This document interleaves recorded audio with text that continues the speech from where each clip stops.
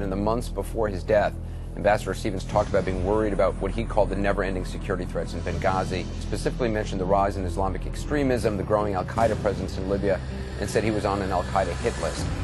September 11, 2012, an American ambassador is brutally murdered. 3 other Americans killed. An organized assault with automatic weapons and rocket-propelled grenades.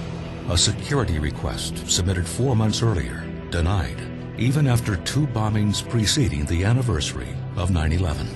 And fears of being killed expressed by Ambassador Stevens himself. Yet President Obama's officials insisted they had no actionable intelligence requiring increased security. Mr. Chaffetz. Thank you, Mr. Chairman, and I thank all the members on both sides of the aisle for being here today. I thank the Chairman for his tenacity in pursuing this.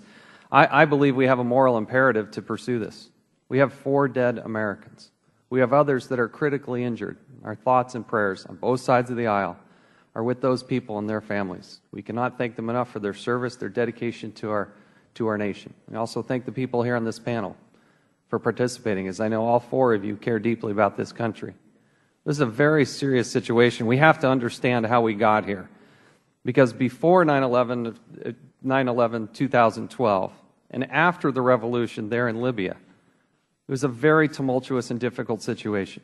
I'd ask unanimous consent to enter into the record a document that was provided to us by Mr. Eric Nordstrom. It was dated October 1st. And without objection, so ordered. I'd like to read, Mr. Chairman, the last paragraph of that statement that he sent to us. It is again 230 security incidents in the country of Libya. Quote, "These incidents paint a clear picture that the environment in Libya was fragile at best and could degrade quickly. Certainly not an environment where post should be directed to, quote, normalize, end quote, operations and reduce security resources in accordance with an artificial timetable," end quote. Of all the things I've seen and read, that to me is one of the most disturbing. And I appreciate the guts of those that stood up and will provide us this information, because it does take guts to do it. Now, I'm going to ask that we have some photos here. We have to understand how we got here. Broad daylight in June of 2012, 2-car convoy carrying the British ambassador was ambushed military style with rocket-propelled grenades in Benghazi. Sorry, these pictures seem to be out of order. What you haven't seen before, there we go. This was an attack literally weeks before what happened in Benghazi. Next slide, please. And the next. And the next. And the next. These pictures are of an attack that happened in Benghazi. The first was the so-called fish bomb. This is the compound in Benghazi before the attack. Go to the next slide, please. The second bombing was an improvised explosive device that was placed on the north gate, breaching the wall. It was a test by terrorists, and it was successful. And we didn't respond fully and adequately. We didn't acknowledge it. We didn't talk about it. We pretended it didn't happen. It was a terrorist attack on a U.S. asset in Libya, and it was never exposed. We pretended it didn't happen. Well, guess what? The third time the terrorists came to attack us, they were even more successful, killing 4 Americans.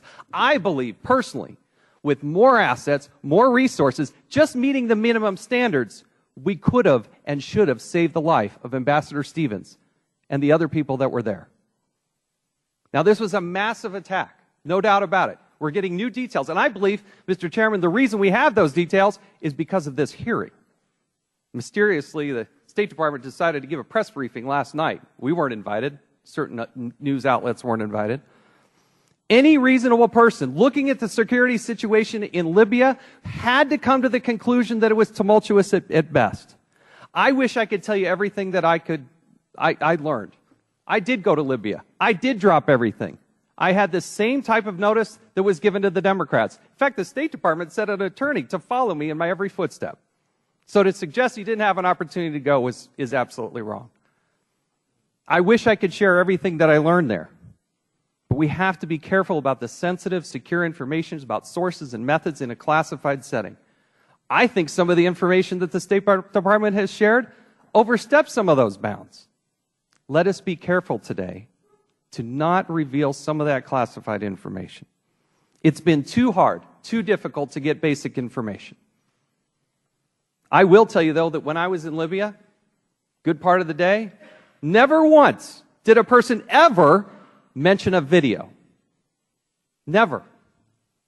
And I am fascinated to know and understand from the President of the United States, from the Secretary of State, and from the Ambassador to the United Nations, how they can justify that this video caused this attack. It was a terrorist attack. Let's be honest about it. Mr. Chairman, I appreciate the time. I look forward to this hearing. May God bless those men and women who serve us. I thank you for being here. And let's always remember those who serve this nation. I yield back. I thank the gentleman, and the gentleman is correct. Both sides were informed once we'd gotten clearance for Libya. Then, the attack. And Obama and his administration wouldn't call it terrorism for 14 days. But the evidence is piling up on Barack Obama. Within hours of the attacks, Obama officials received numerous intelligence reports indicating the attacks were organized and Al-Qaeda was involved. Communications intercepted between Al-Qaeda and Libyan militants bragging about the attack. Every sign pointed to terrorism.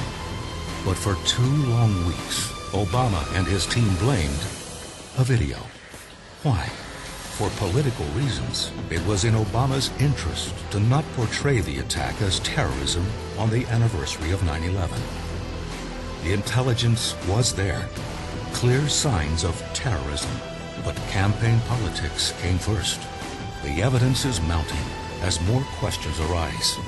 What did this president know, and when did he know it?